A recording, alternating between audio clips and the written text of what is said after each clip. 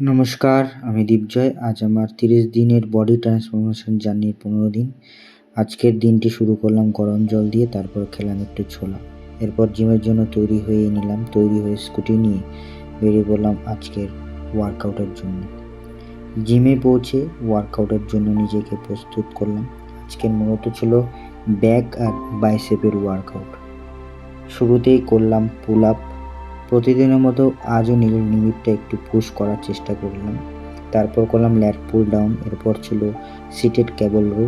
খুব বেশি এক্সারসাইজ আজকে করতে পারিনি, কিন্তু যতটুকু করেছি মন দিয়ে করার চেষ্টা করেছি। ওয়ার্কআউট শেষ করে একটু নিজের প্রোগ্রেস দেখলাম। শরীরের পরিবর্তন একদিনে বোঝা যায় না, কিন্তু প্রতিদিনের ছোটো ছোটো চেষ্টা একদিন বড় একটা পরিবর্তন নিয়ে আসবে, এই বিশ্বাসটাকেই আমাকে এগিয়ে নিয়ে যাচ্ছে। এরপর বাড়ি ফেলে কিছুক্ষণ রেস্ট হলাম। তারপর ডিউটির জন্য ড্রেস আপ হয়ে নিলাম। ওয়ার্কআউট শেষ হলেও আমাদের দিনের কাজ কিন্তু এখানেই শেষ নয়।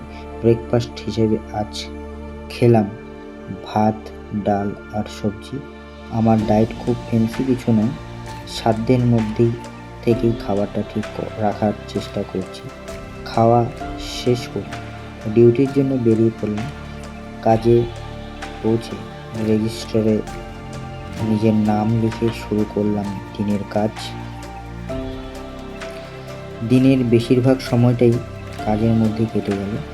মাঝে লাঞ্চের জন্য একটু সময় পেলাম।